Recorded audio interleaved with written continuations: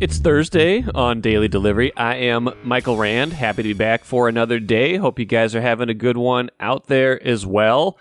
So it's going to be like close to 70 degrees today. It's an amazing little stretch of November warm-up we're having. Going to go away soon, but enjoy it while it lasts, because this feels pretty good when you're outside. I didn't think I was going to be running in shorts in mid-November, but here we are, and I'm not cold. Not cold. I'm feeling pretty good. So hope you guys are enjoying a little warm-up and enjoying today's show. Lots of good stuff coming up. Phil Miller from the Star Tribune joins me here in just a little bit to talk about Twins TV stuff. It's a big off-season storyline.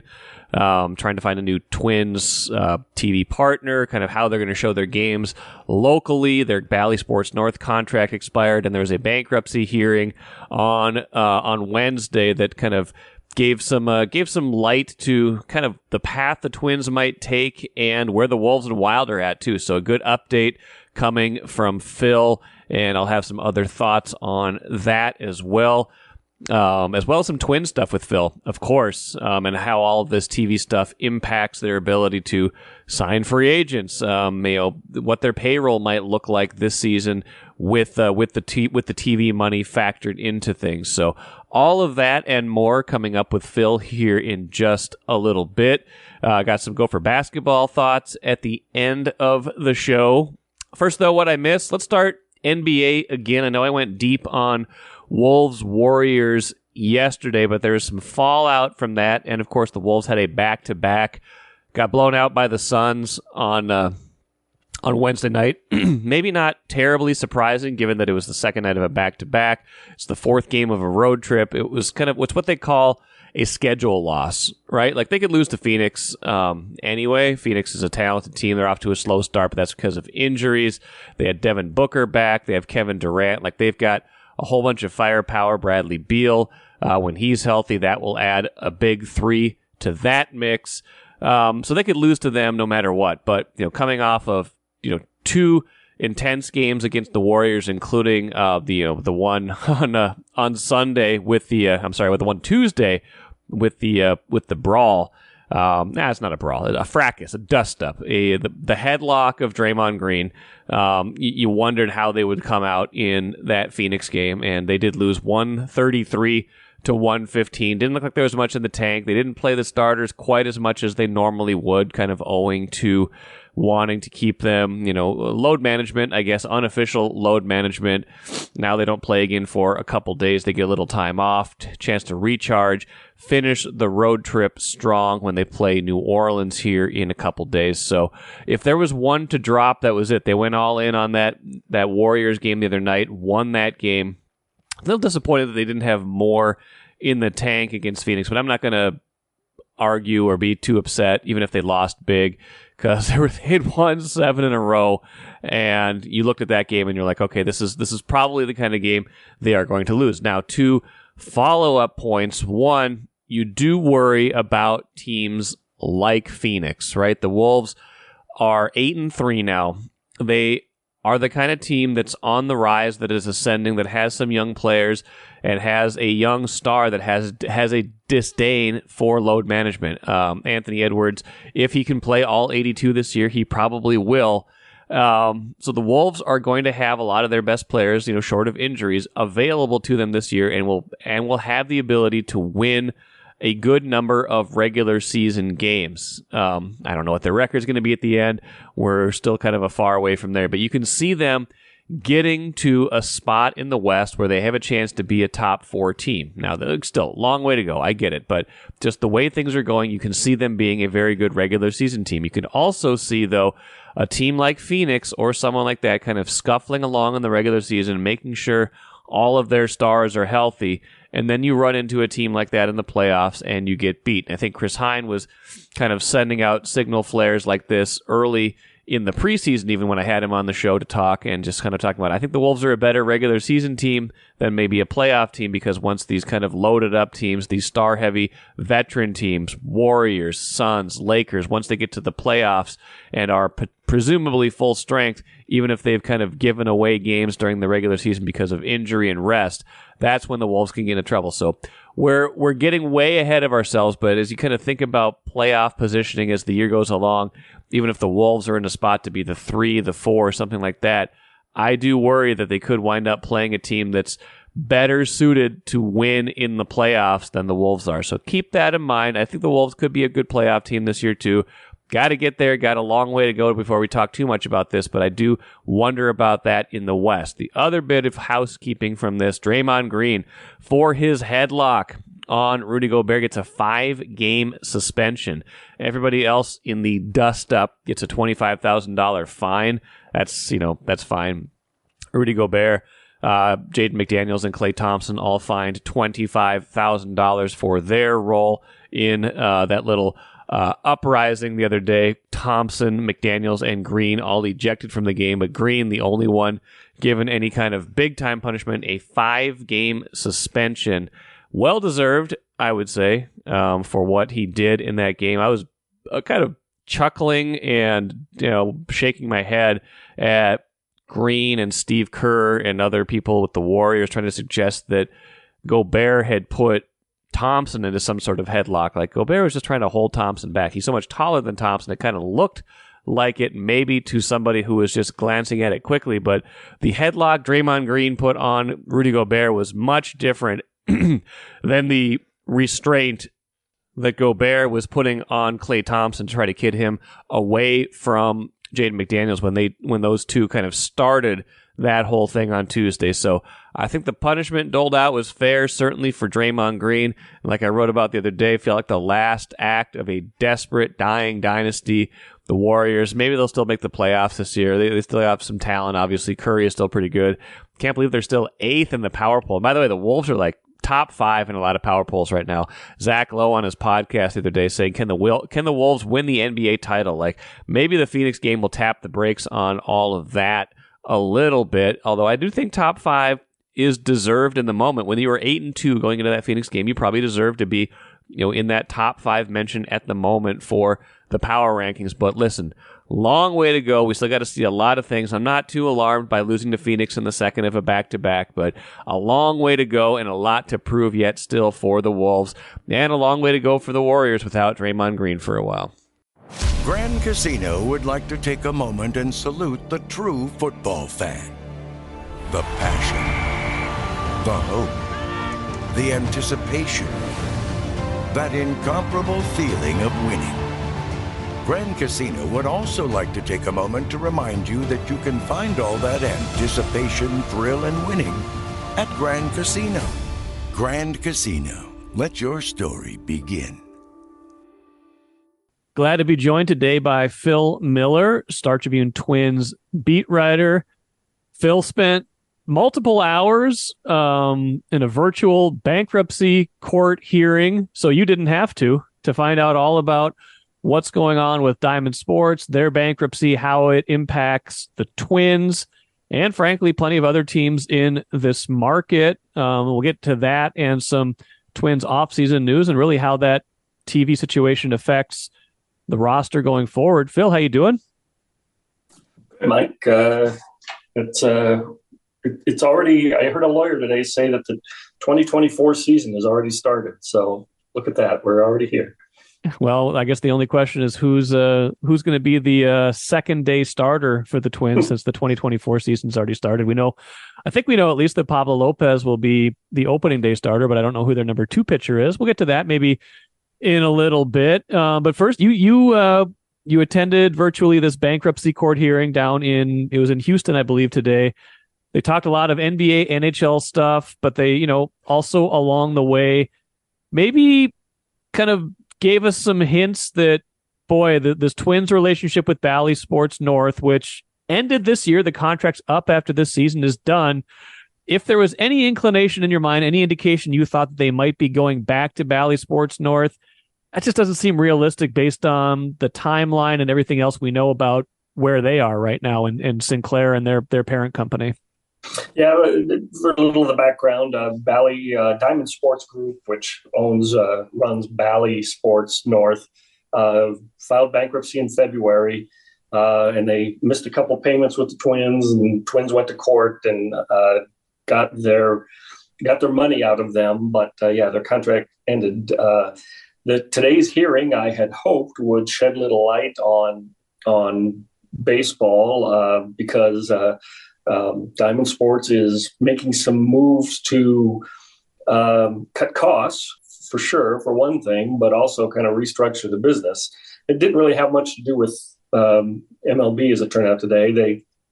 They presented, and the judge approved the NBA's, Diamond Sports' contract with the half the NBA that they have. Essentially, everybody that they have long-term contracts with, they agreed to shorten it to just 1 year. This season, the teams are taking a smaller paycheck for this season, and then the rights revert to the teams, and they can go find a new broadcaster, almost certainly, or I think the Bally networks still hope to stay afloat. We'll see if that can happen. They also said that a very similar contract with the NHL and the teams that they have under contract in the NHL is almost done. They said very little about baseball, and at one point the Texas Rangers lawyer stood up and said he represents the World Series champion Texas Rangers, which got a laugh from the judge. He said, "Hey, look, we need to know." He's the one who said the 2024 season has begun. Free agency has begun. We need to know whether or not you're going to make all your payments on our contract next year. Does our contract still extend beyond 2024? Or, we need to be comfortable that you're going to be a stable partner because we're still dealing with the fallout from what happened last year. So he made it clear that we need to know, basically yesterday, but certainly in the next month or so, what the deal is. And that is very, very true for the Twins. They don't have to worry about Bally if they don't want to, but they too are searching for a broadcast partner for the 2024 season. What you just said too obviously impacts the Timberwolves and Wild, so that was newsy to come out of it. Sorry, it wasn't specifically on your beat, but it's newsy nonetheless. In that this was reported a couple weeks ago, I think, by Sports Business Journal that this was coming, but this makes it more or less official in the NBA and practically official for the NHL. So like the Wolves and the Wild, who I believe either had 2 or 3 years left on their deals. I don't know the specifics exactly, but I believe both of those teams had at least one more year each beyond this year that they were scheduled to be under contract to have their game shown on Bally to get that paycheck they know about. That will now, the rights will now revert back to them in, April or June or whenever they say the end of the NBA season and NHL season is right now. And that piece of it is interesting because they then will be in the exact same position the Twins are in, kind of trying to figure out this long-term solution for their local broadcast rights. Yeah. And I mean, maybe the solution is to join forces together like they are under Bally. Although, I mean, that's an apples and oranges thing. The Twins play as many games as the Wolves and Wild combined. Yeah, more or less, yeah. So that would be interesting. One of the sidelights of this is there's squabbling between Diamond Sports and Sinclair, which is the owner of Diamond Sports, which paid more than $1.5 billion about a decade ago to buy all of the I think there were 19 regional sports networks. Well, they spent $10.6 billion, but only 1.6 was cash, right? Right. I mean, they're losing. Yes. They're losing more than $1 billion in this. And the lawyers, but there was some information that came out of that. The Sinclair's lawyer got up and he said, look, this is all well and good, but basically he said this is a liquidation. You guys might be operating for a year, but we're shutting down. And he expressed, it's kind of a bummer. We're losing more than $1 billion on this, but it seems clear that Sinclair doesn't have much stomach for losing money year to year, like Diamond Sports Group claims to have. The Diamond Sports lawyer got up and he said, look, this is our best attempt at keeping the company afloat. That we're shutting down is not a fait accompli. And we are buying a lifeline for another year while, they basically figure out how to handle a market that is collapsing, as the people know, these regional sports networks were built on the subscriber, cable subscriber and satellite subscriber income, and cord cutters. Everyone who watches streaming now, they don't make nearly as much money, and so they're losing quite a bit of money. So the Twins are already free agents, and the Wolves and Wild certainly sound like they will be next year. I will say what it means for the Twins is, to me, it sounds like, why would they ever go back to Valley Sports North now? I would agree. Yeah. What is in it for 1 year? I've heard for several months now that Major League Baseball wants to bring local TV rights in-house, ideally offer all 30 teams streaming over the air, however you want to get it, and sell the product directly to the consumer, even game to game, team to team, or I want to watch I want to have the rights to watch every game in baseball. I think the Major League Baseball wants to do that. They already have the Padres and the Diamondbacks on board, and I have a hunch that the Twins are headed in that way, just because it's already almost December, and they're going to start playing in 3 months, and they need to know who's televising. Yeah, and there's a lot to sort out. We obviously, this is tangential to it, but they need to figure out who their broadcast team even is, because it's no Dick Bremer anymore. Probably, certainly no, or most likely, more than likely, no Bally Sports North as part of their future either. So a lot to sort out. And the big question in all of this, like, I think everybody is ready for a better experience, especially those who have been doing, have been in the streaming realm. If you've been getting Bally Sports North through cable or satellite, you're probably like reasonably satisfied over the years, but you're probably ready for something else if you are streaming specifically. But how that looks financially is the big question, because even as they move to a different model, if it's with Major League Baseball, even if they'll still be on cable and satellite, obviously, in some fashion. There'll just be a different channel, be called something different. You'll be able to get the game streamed to you, direct to you for, I would assume, some sort of monthly fee. How that all adds up, though, money-wise, they were getting almost $55 million a year from their Bally contract. It's not going to be that much. We don't know exactly what the math shakes out like, or what the give and take is in terms of bigger reach, more ability to get the product in front of your fans, which maybe in turn leads to more merchandise sales, ticket sales, things like that. What the off benefits are, but it ain't going to be $55 million, and that affects the team. Yeah, and that might be the one thing that might make them sign on for a year. I said, why would you go back to Bally? Well, but you'd have to see what they would offer for 1 year. You're right, it's not going to be $55 million. But last year, when they started missing payments, MLB stepped in. Commissioner Rob Manfred said under oath in the bankruptcy trial that Major League Baseball had guaranteed every team that they would receive at least 80% of what they were contractually expecting to get, at least 80%, that they would step in and fill that gap if Bally didn't come through. And Bally ultimately did pay the Twins the $55 million and finished out the season. I guess I could see a scenario where the certainty of whatever they offer. And you're right, I would guess it would be half of that at best. Maybe I don't know, maybe a little more. I'm not the expert in this, but that might be more comforting than the unknown of what going with an MLB produced product might be.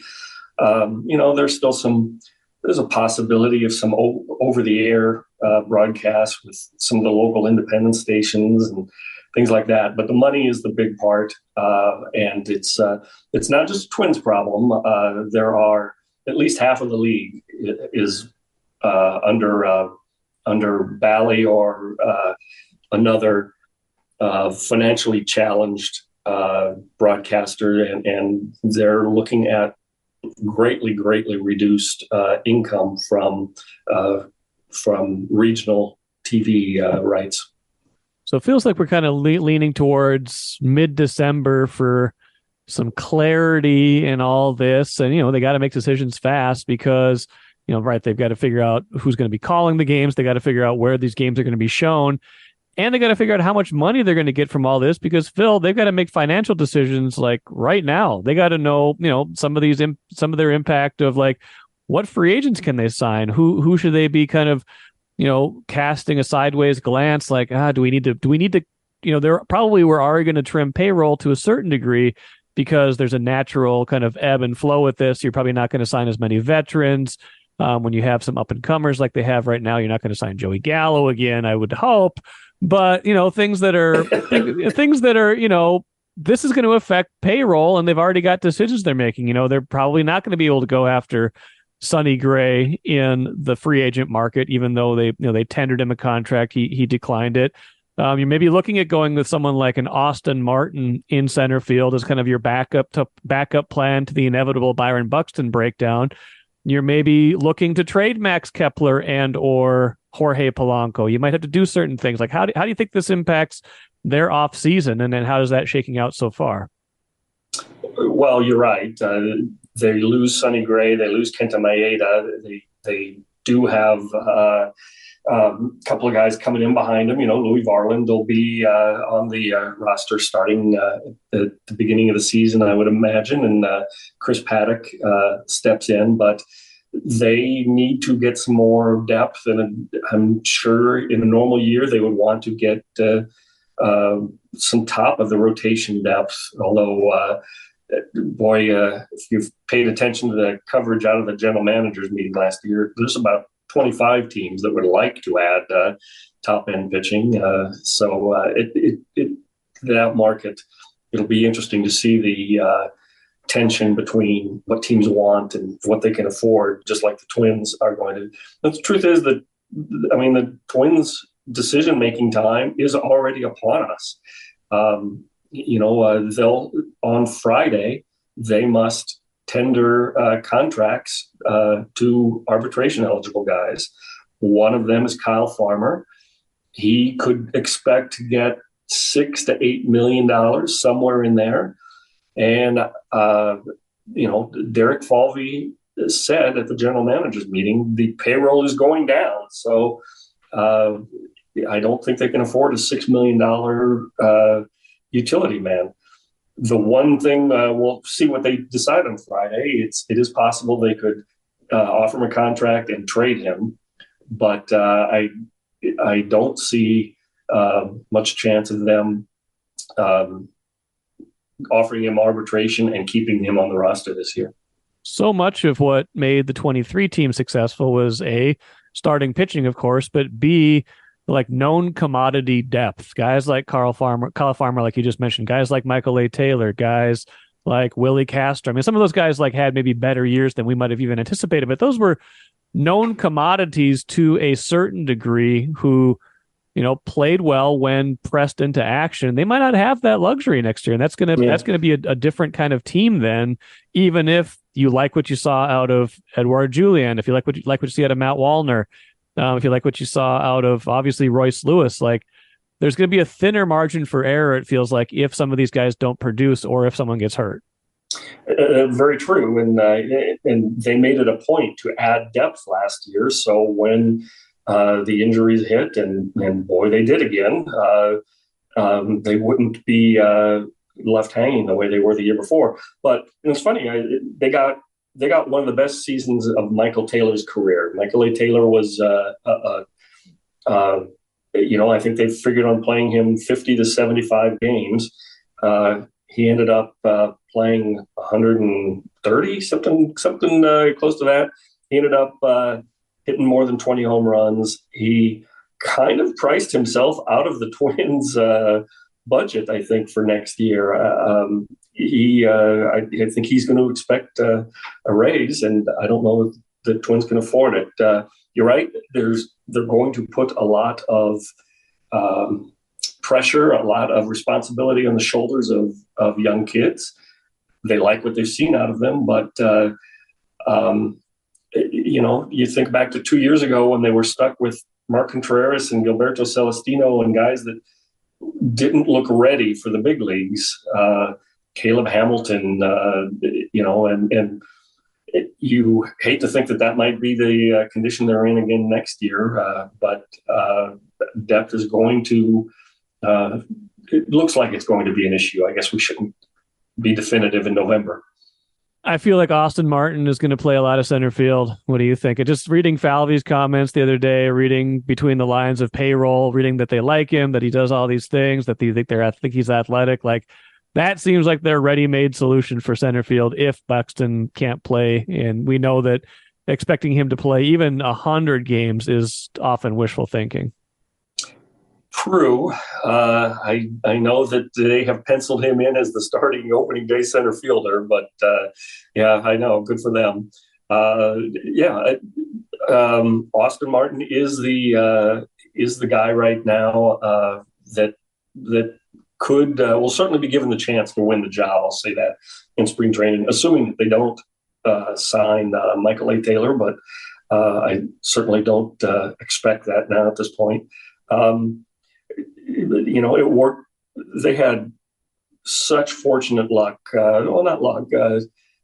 They had really talented guys that they were able to plug in there. When Trevor Larnach kind of fizzled early on, Matt Woolner stepped right in. Edouard Julien turned out to be, a legitimate major league hitter. We'll see. They traded their ace pitcher to get Austin Martin, and we'll see if he's up to that. Then they traded their batting champ to get their ace pitcher. So they are nimble. They will do what they need to do to get what they need. But it's an interesting offseason, and all of this TV stuff only makes it more interesting. Phil Miller, thank you so much for joining me. Thank you for watching that hearing, so none of us had to, distilling it down into the 3 or 4 really interesting things. I'm sure there were some uninteresting things along the way, unless you find that sort of thing fascinating at any cost. I spent a lot of time thinking, I wonder how much I'm making per hour versus the guy that's droning on there trying to figure out when the next hearing will be. Thanks, Mike. There you go. Thanks, Phil. I'll talk to you later. Good stuff from Phil. Appreciate that as always. And kind of getting back to the TV stuff, I still wonder, I don't know if it's in the best interests of leagues as a whole, but it feels like it would be in the best interest of consumers if they, now that we know that the Wolves and Wild are essentially going to be TV free agents in 6 months, just like the Wolves are, just like the Twins are, right now. Is there a way, does it make sense financially in markets like this one to bundle still the teams on some single platform, right? Like Bally Sports North, if the Twins were on streaming right now, which they weren't last year, if they were on the Bally Sports $20 a month app, would actually be, that would actually be an okay deal. And the problem is, the Bally app has been flaky in the past few weeks, and the way they got to that point was kind of too little too late. But the idea of bundling a few different teams in a market, and put the links in there too, bundling all the teams in the market that you already get on these regional sports networks into one bundle, but getting rid of the regional sports networks, that still makes sense to me. I'd rather have the Wolves, Wild, Twins, and Lynx all in one place, all for one price, than pay for access to a bunch of different leagues or individual teams. That's where it's going to get a bit onerous. Maybe good for fans of specific teams. Maybe there should be a package that includes either or. I don't know. What I'm wondering, though, is, like I said, like Phil and I maybe briefly mentioned here, it doesn't make sense to bundle the Twins, Wild, Wolves, and Lynx in a package even when these RSNs go away, or are these leagues going to want to bundle these teams, either package them individually or bundle them with the rest of the league? I know if I'm a Twins fan, most Twins fans, most Minnesota sports fans would rather have all the Minnesota sports teams than have access to all the Padres games in addition to the Twins games, and all the Diamondbacks games and all the Rangers games, like whatever it is. Like I don't need to watch all those games. I mean, maybe I would casually glance at it, but if I'm talking about a single entity proposition where I can get everything at once, that to me feels like a better option. Now, I don't know if that's where it's going to go eventually. I wonder if some of this is going to push people back towards cable and satellite because it's going to be easier to find everything all in one place. I'm not sure where it's all going. I'm just saying, from my standpoint, from a consumer perspective, bundling those things does make sense. It's the economic model and kind of the delivery model of the regional sports networks that's the problem, and not the idea of bundling all of those local teams. Let's finish with the cooler. Gopher women's basketball team cruised to a win over North Dakota State, and maybe in a lot of years that wouldn't really be news, but they struggled last year in the same scenario in Fargo, lost that game. This game was here, won by, I think, 22 points, got out to a big first half lead. All the people you think would be good in that game were good in that game. Mara Braun, Amaya Battle, all those kind of young risers for the Gophers looked good in this game. Dawn Plitzowite seems like she's got something going here. Again, kind of like the Wolves, got to see it for the rest of non-conference and then into the regular Big Ten season. But they've got some talent. They seem like they've got some things going. And, kind of like we thought, maybe, just maybe, this is a point where they can turn talent into not just turn potential into reality, instead of just always saying, hey, got a lot of talent, what are they going to be able to do with it? Kind of feels the same way a little bit with the men's basketball team. Impressive against lesser competition so far this season. We'll get a much better test from Missouri tonight, another Power 5 opponent for them. Not a great non-conference schedule. This is one of the better non-conference games on their schedule, so we'll see if they're able to handle it. So far, so good, though, in general, from Ben Johnson's team right now. But yeah, big test tonight. We'll see if they can get it done. If they can win tonight, you'll start to say, okay, they can beat a Power 5 team, then you can feel like you can beat some other teams in the Big Ten, maybe start feeling good about yourself this year, get the program turned around, at least take some steps in the right direction. That will do it for me today. Sarah McClellan expected to join me on Friday, all the way from Sweden. The Wild have 2 games in Sweden this weekend, like a 10 a.m. start local time, our time, on Saturday. That'll be kind of fun against Ottawa, and then they play Toronto on Sunday. So fun from there. We'll get Sarah's perspectives on what that is like over there and everything like that. Until then, I am Michael Rand, back at it again tomorrow.